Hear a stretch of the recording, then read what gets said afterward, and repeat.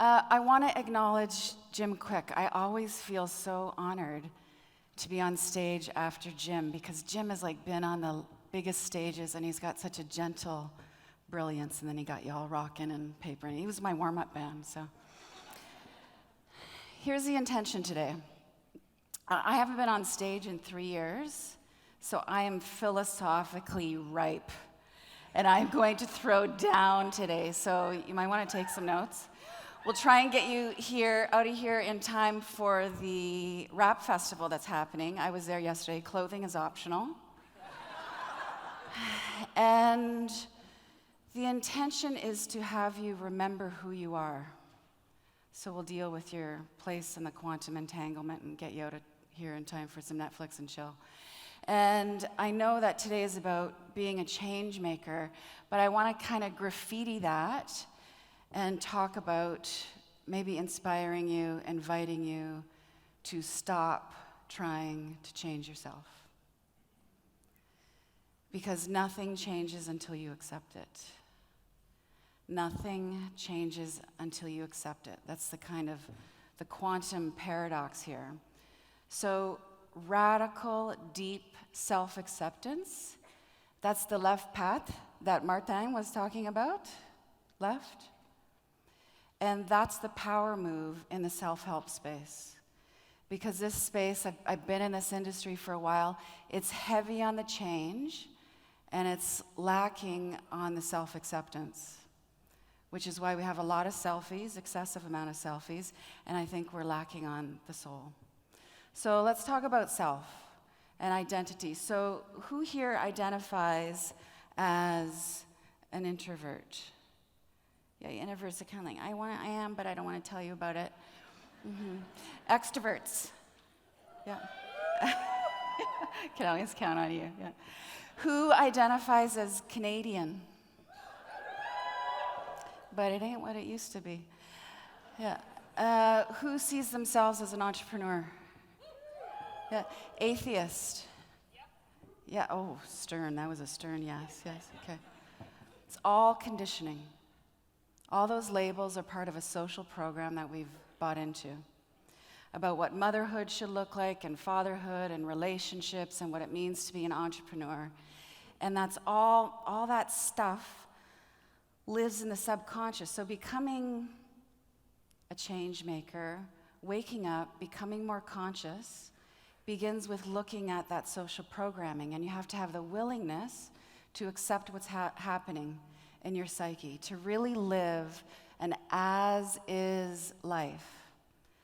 So self-acceptance is a power move because it's highly energy efficient.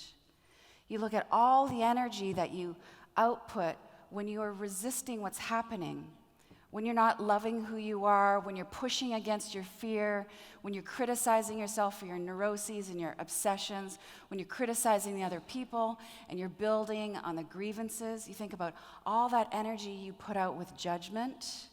Think about, I know a lot of women will relate to this, all that mind looping of wishful thinking is like, is this the sign? Is this, no more wishful thinking. You look your desire in the eye, you look your agony in the eye, and you be with what is. That's how you expand. And that's the alchemy.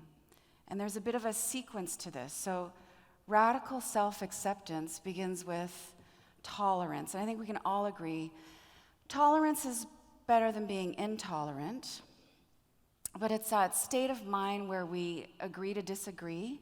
And I'm never into disagreeing to disagree, because I always feel like you should believe that I'm right, or we should get to a more peaceful place where I can entertain your opinion. So tolerance, I feel, is still this state of consciousness where there's some begrudgment and the mind isn't quite open to really the intelligence of the heart. Then we move up to acceptance. And acceptance is when you decide that you're going to embrace everything that you've been rejecting. You're going to carry it along with you. The things that you're ashamed of, the foibles, the lack of forgiveness, the manipulation, those things you're probably in therapy for, you have a coach for, or you have gotten into the coaching industry for. Who here is a coach? I should have asked that. That's also a false identity.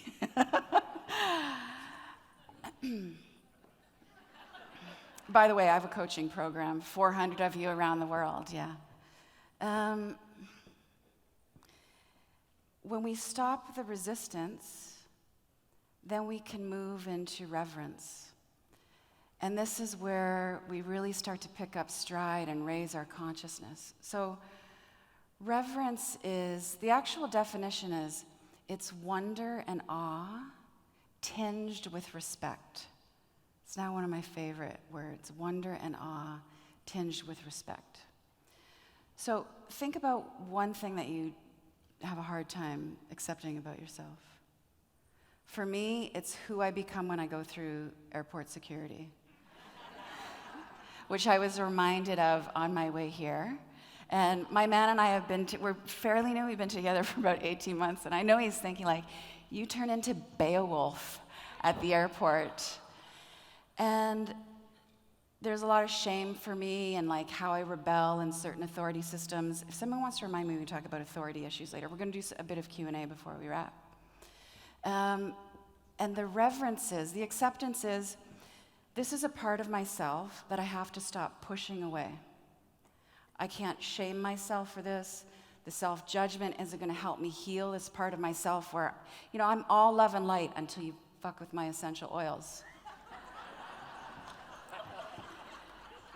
And I have to bring her everywhere with me that I go, because I created that part of myself. You created your fear. You created the dynamic in your relationships that you're possibly criticizing the other person for and yourself. Those are all your mind babies that you make. Why would you keep a part of yourself on the porch? Because when we denigrate our creations, they speak louder and louder to get our attention. And they come to us in the form of anxiety and panic attacks, and we get blindsided by losses. So we move from that place of acceptance. I'm going to take this with me. I'm going to take my fear with me to work.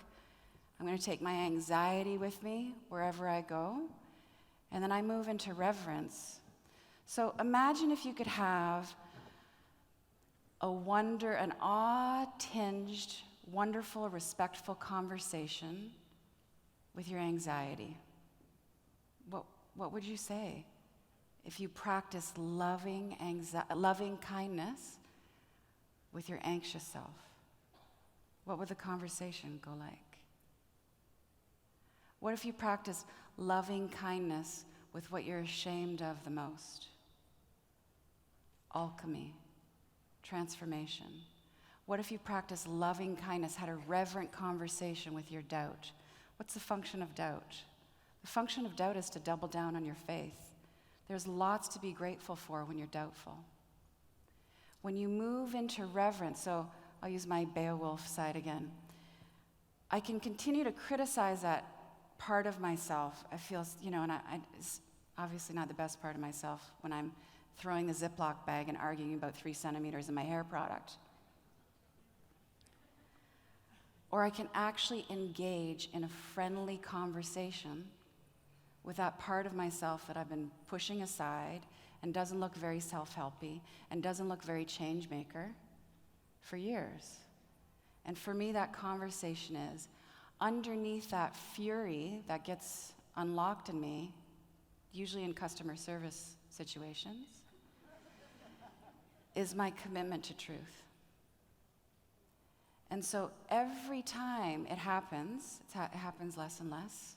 Our neuroses tend to orbit, right? The orbit goes further away from us, and we have our outbursts, whatever it is, whatever your form of meltdown is, it comes farther and further apart, right? But then when it comes, you're so surprised, I'm still in this. I went to therapy for this. I talked this through. I went to this conference. Why is this happening again? It's because we do not heal in sequence. Like your stuff is not a train on the track. It's not like, you go through high school, and then you get in therapy, and then you go through your divorce, and then you do therapy, and then you get coaching license, and then you work out your family of origin stuff. It's not like that. Everybody is a solar system.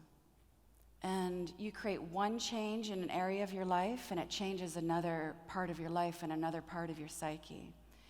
I also think that when we're ready to deal with, I know there's some trauma-informed psychologists here and coaches, when we're ready to deal with our trauma, part of what happens is we get our lives in a place where it's robust enough that our own internal ecosystem is set up so we can process things.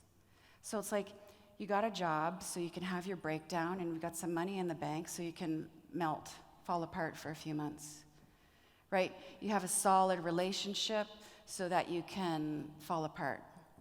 You've got a social structure, whatever it is.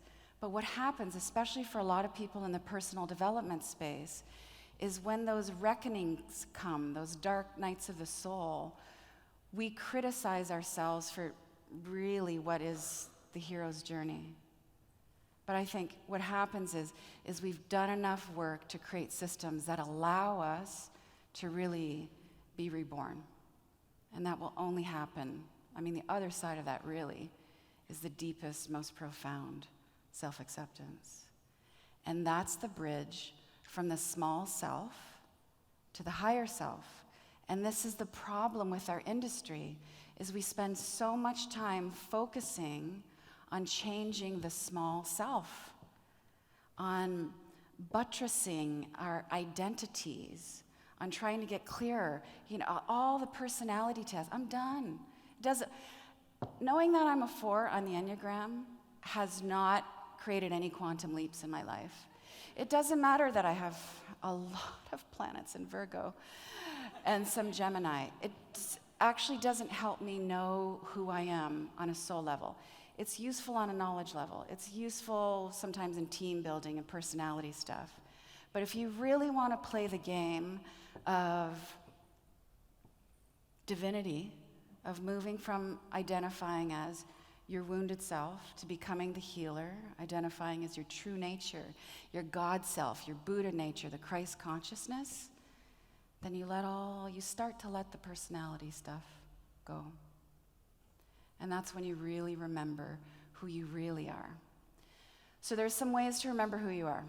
One is you have to change your relationship with fear. Fear is not something to be overcome.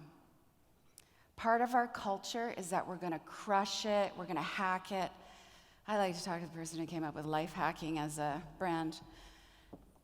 What happens is it's a kind of subtle denigration to the part of ourselves that needs the gentlest attention. So imagine that you're going to do some cliff diving, and it's like, you know, it's possible, it's a slightly life-threatening, but you're going to do it maybe in your Hawaii, and you're ready, you're going to rock it. Now you can stand on that edge of the cliff, and your fear is going to say, you know, I could die, this could be humiliating, something could happen with your veneers, it could be bad. And you tell your fear, remember, you created it. Your fear is your mind baby. And you tell your fear to shut up, and you override it, you jump. The adrenaline is going to tell you that you were a success, but you still haven't learned to speak kindly to yourself. You still haven't really transformed with your stuff. And this is part of the self-help baller hamster wheel that we're on, is we are addicted to the dopamine of the bucket list.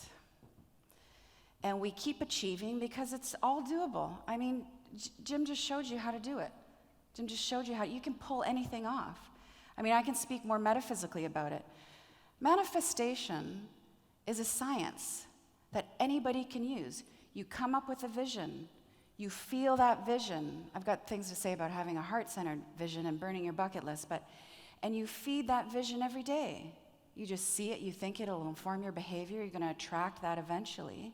You believe that enough. But are you manifesting from your wounded self, from your ego? Is this about striving? Is this about having your parents say what you always wanted them to say to you? Or are you manifesting from a heart-centered place? Heart-centered manifesting comes from that place of interconnectivity, that I know that my happiness is connected to your happiness. And my actions and my visions will come from there. You have the tools. You can manifest. Are you manifesting out of striving and proving? Or are you manifesting because you just feel like you're the embodiment of love? So you shift your relationship to fear. You don't leave it on the porch. You approach it gently, and you become a whole person. You take those fragments of yourself, and you take your fear to work with you. And then the fear and the anxiety and the neuroses and the control and like whatever your shadow is, it just starts to chill. It just calms down a little bit. And really, that's the goal. The goal is not to become egoless. The goal is not to not have a persona. You're here, you're embodied, you're in this dimension. You need a personality to navigate. It's just to get that stuff to calm down. And to do that, you really need to be the mother, the father, the parent of that which you created. The other way to figure out how you are, to remember who you are, your divine nature, is to start choosing loving thoughts. To raise the vibration, the quality of your thinking. Okay, so we're going to do a thought experiment here. So I'd like you to grab onto a thought. Have a thought right now about your body. Your body, your wellness, your physique, health. Have a couple thoughts. You don't like it? We're going to work with you. Okay. Pick the stickiest thought. The I don't like it thought, or it's like it's the loudest thought. It might be super positive, or it could be kind of heavy and dense. Okay. So how would you describe that thought? How would you describe your thought? Ma'am, how would you describe your thought? My thought about my body? Yes. I have a lot of gain, extra gain. Yes, extra gain. Extra gain And the thought, would you call it a positive thought? Is that a critical thought? No. it makes me disappointed with my body. So the thought has a disappointing energy. Negative thought. It's a negative thought. Okay. Anybody have a positive thought about their body? Yeah? Baby Blue. Describe that positive thought. It was just, I love to move. You love to move. Okay. So what's the personality of that thought? What's the vibe of that thought? So light, playful. Lightness, playful. Okay. So whatever thought was the stickiest and most outstanding for you, then follow up with this question. What would happen if you allowed that thought to continue? And that can feel heavy. It depends on thought, right? So you could be like, oh God, what would happen if I allow this thought to continue? Or you could be like, wow, what's possible if I allow this thought to continue? And that's the question that'll change everything. So manifestation happens in the mind. Energy follows thought. Energy follows thought. If I got one neck tattoo ever, it would be energy follows thought. Although I think it'd be better. My son just got a tattoo gun. We're in trouble. I think we should kind of maybe do it vertical. Energy follows thought. So that energy of that thought you had about your body, imagine that just becomes like a little energy ball. And that is hanging out around you. All those thoughts kind of float. Well, they don't kind of. They actually float in your auric field. And this is why you'll often hear from mystics, like attracts like. So if you have these critical thoughts hanging out, more critical thoughts that you generate are going to create this cluster of thoughts. And then you're moving into a reality. That cluster creates a reality. You're going to be magnetizing things at equal vibration as the thoughts that you're having the most often. So conversations at that vibration, conversations that are light and playful. You're going to start thinking other thoughts that are light and playful or disappointing. Energy follows thought. Choose loving thoughts. This is the real warriorship, is how you learn to refine your chooser, your mind. You might have to do this 900 times a day because you have 9,000 negative thoughts. You can be sitting in your office and feeling all like close to life and high, and you're feeling like a baller, and the time it takes you to walk from your office to your kitchen, you feel disconnected and things are shitty and your identity issues are up and all of that. You're constantly in a position to replace the negative thought, the low vibration thought, with a higher vibration thought. This is a basic teaching of yoga, by the way. This is not a spiritual bypass.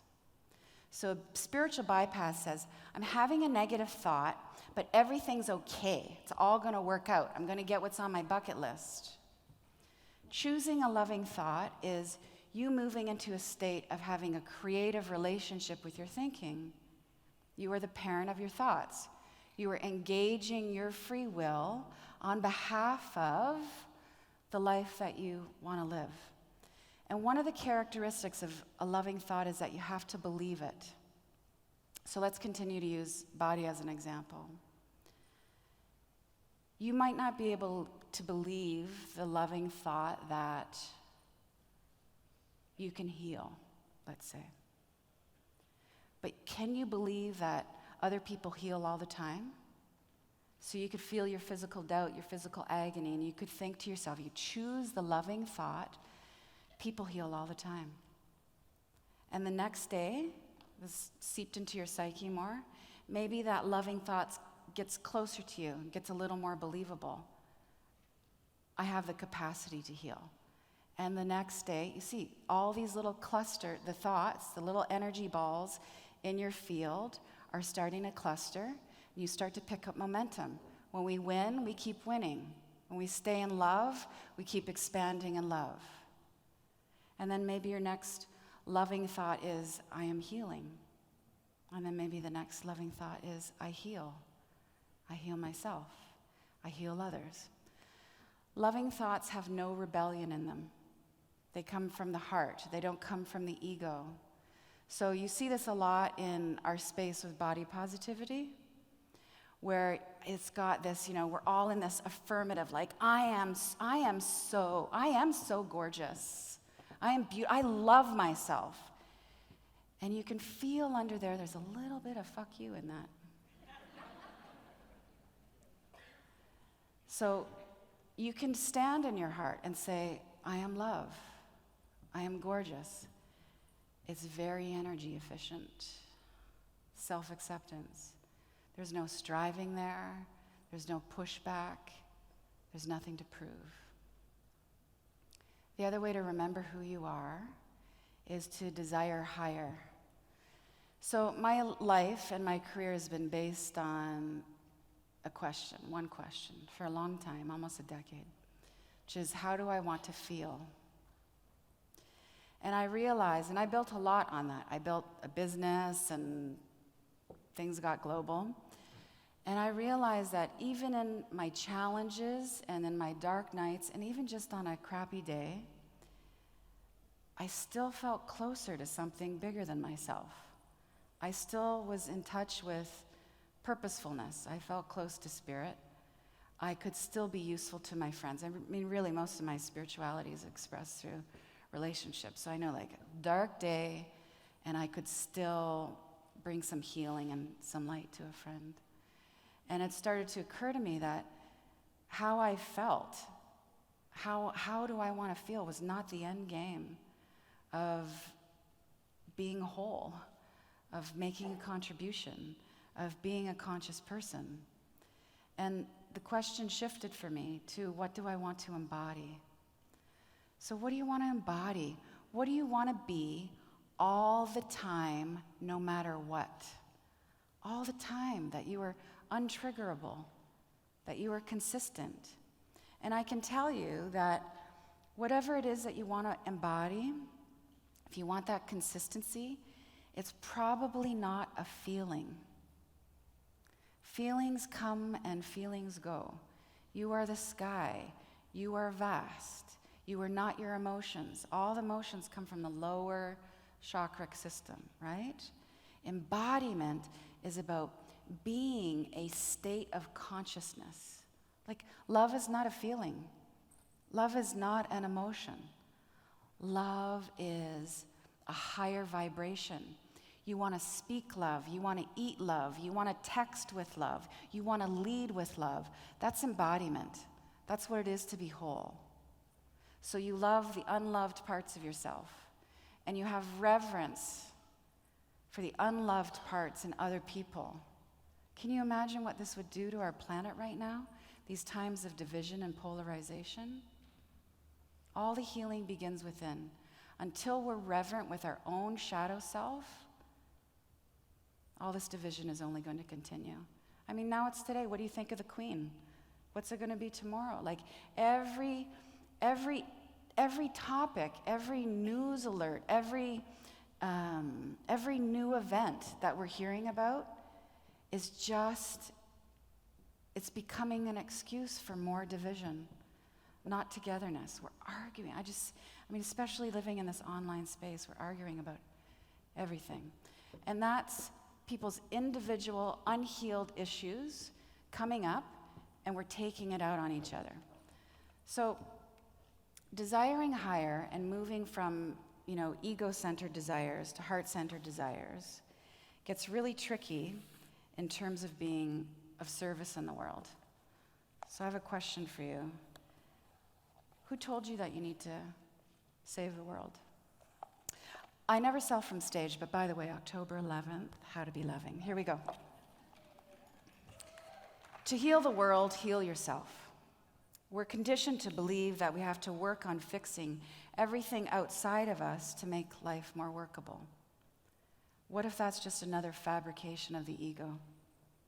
Because what often happens in our activism and best intentions to repair people and save the world is a lot of blaming and a lot of shaming.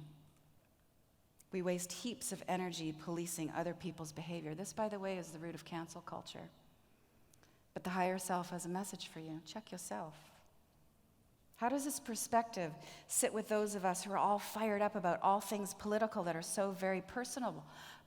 And what about social responsibility? And what about being agents of change? And what about fighting for peace? You can't fight for peace. The journey has to reflect the intended destination. And we can't fight against another, because that other is ourselves, and their actions are reflections of our inner state. One of the most spiritual, evolved things you can say in the middle of an argument or feeling disconnected from somebody else is you just shrug. This is a yoga posture. It's shrugasana. And you just say, I've done that before.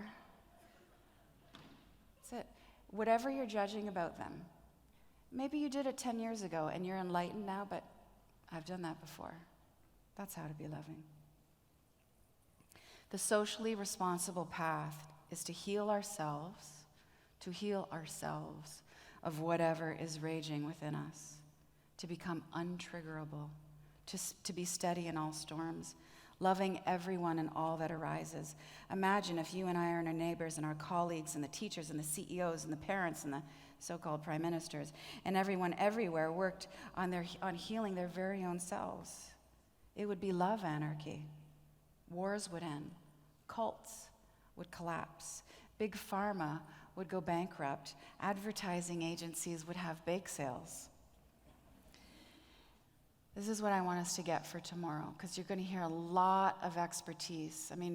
Geo brings in the best, obviously, and people are really going to throw down with techniques and technologies for you, and there's some fine expertise that's going to show up here. But the invitation is to listen to all of the processes and the strategies you're going to hear tomorrow through the heart. The unhealed self wants to save the world out of a sense of guilt and out of striving to be good. The unhealed self.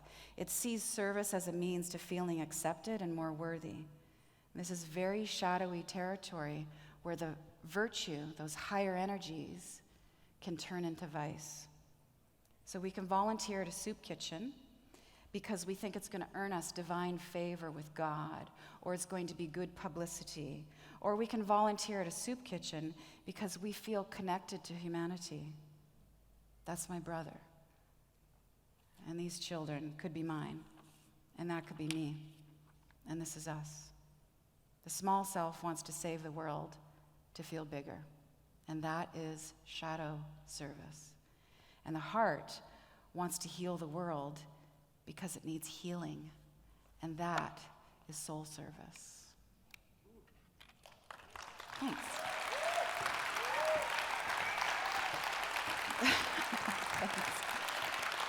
Thank you. Let's do questions. So this is how it's going to work. We have Martin in the center with the mic. You can also shout out words, concepts. Yeah, we've got a bit of time. Lisa, I am calling on you to ask your rad question or whatever. And there's Sophia. It's so nice to see old Toronto friends here. This is almost as good as prom. Sophia? Yes. Give her. Okay. So I've noticed that I care,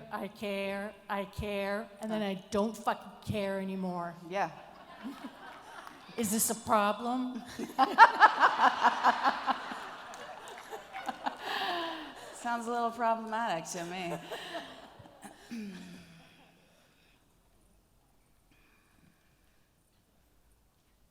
Something happens for me when problems arise, where I think the loving thing to do is to not bring it up.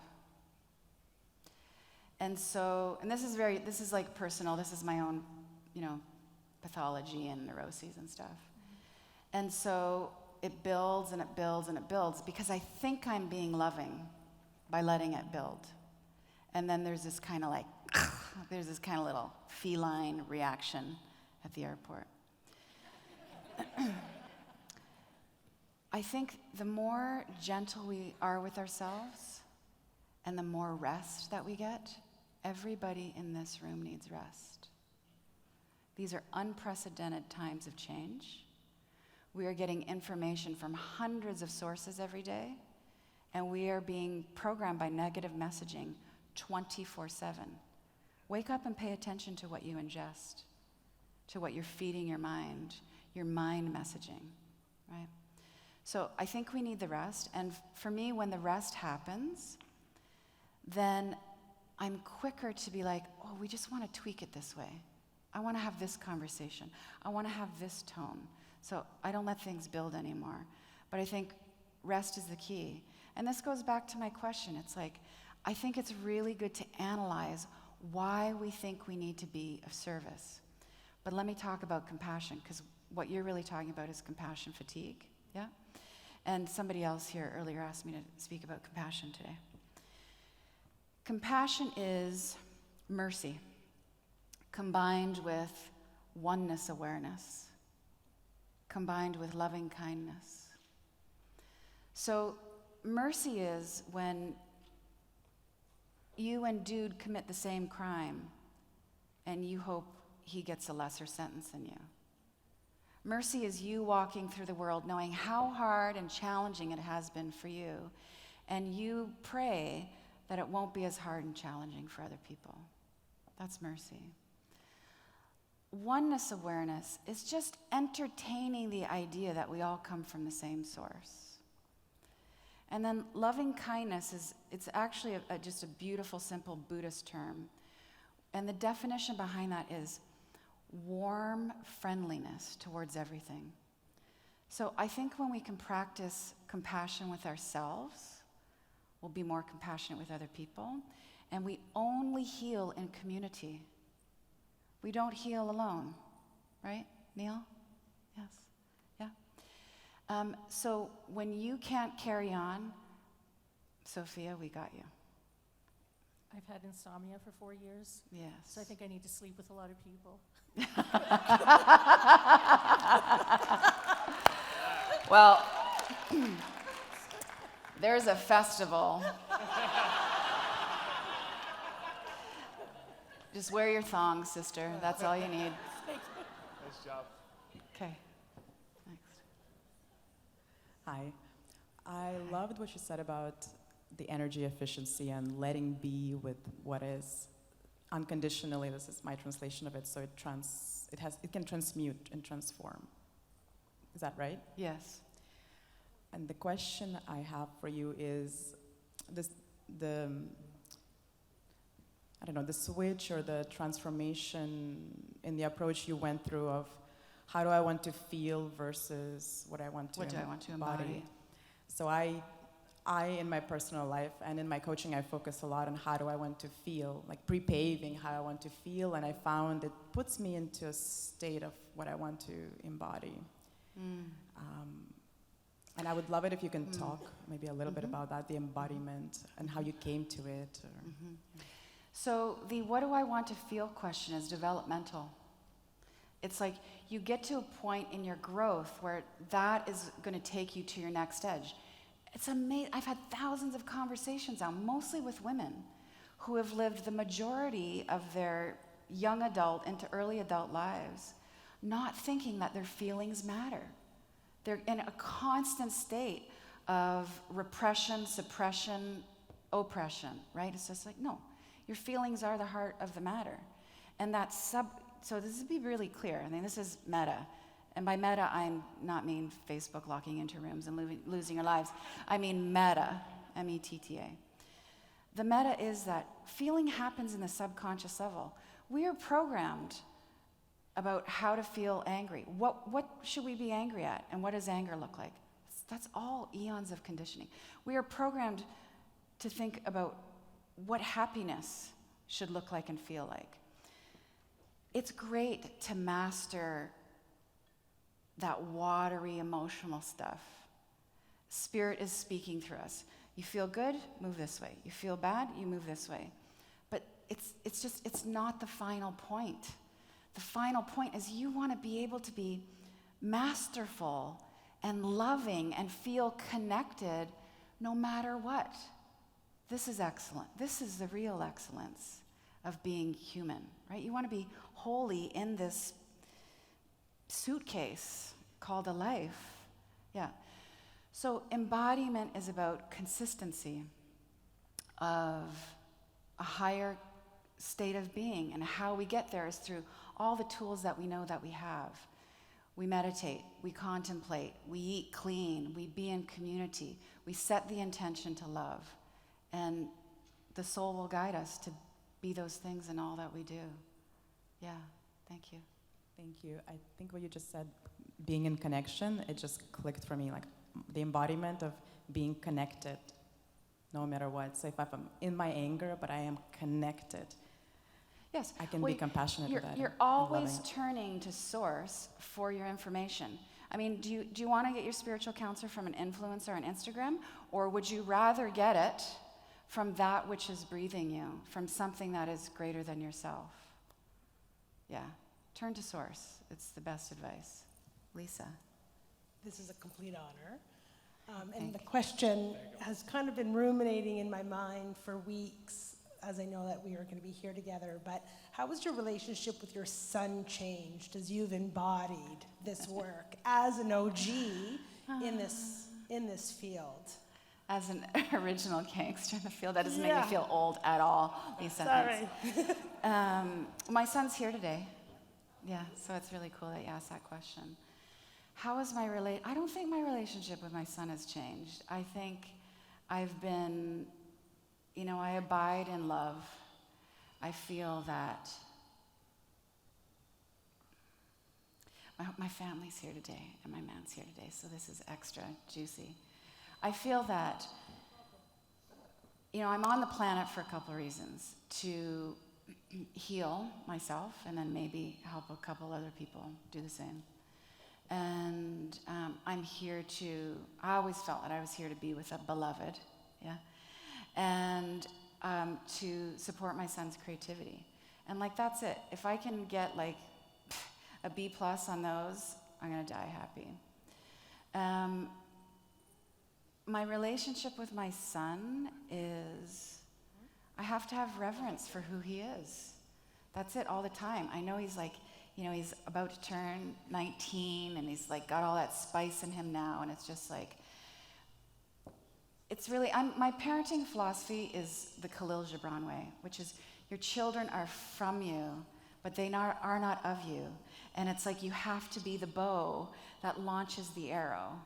So that's it. I listen more. And you know what? I don't need, of course I have desires. I desire appreciation, but the embodiment of love is to seek nothing in return, except for loading the dishwasher.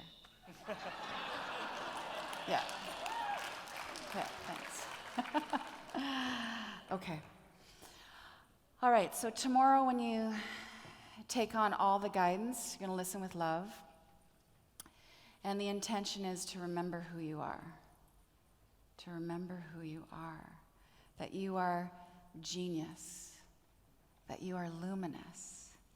That you are love. That you are the phoenix and you're the fire.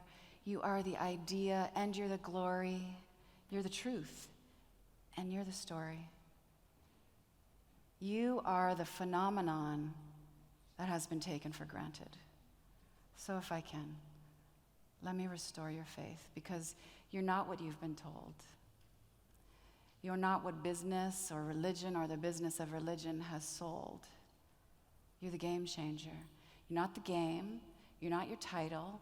You're not your name. You are powered the same as the sequoias and the Serengeti. You are the giving, and you are the receiving.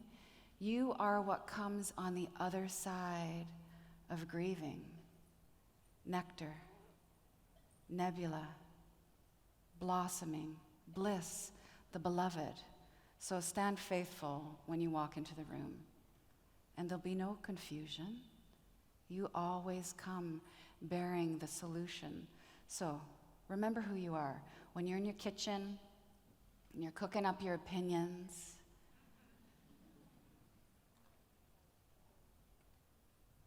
and when you weep, and when you speak, and when you scroll for fear, please, you just keep in mind that it is a new day, and the heart is the authority here. You are the science, and you are the compassion, and you're the light. And light extends in every direction. You are every child's protection. Because it's midnight on ignorance and its greedy ways. So why don't we just all get together and thank God that we are the dawn in our collective DNA right here, right now, right now, now. With your feet on the ground, you're sent from above. You are here to teach that we are each genius, luminous, love. Remember? Great, you'll do great tomorrow, and I'll see you at the Rap Festival. Thank you. Thank you. Thanks.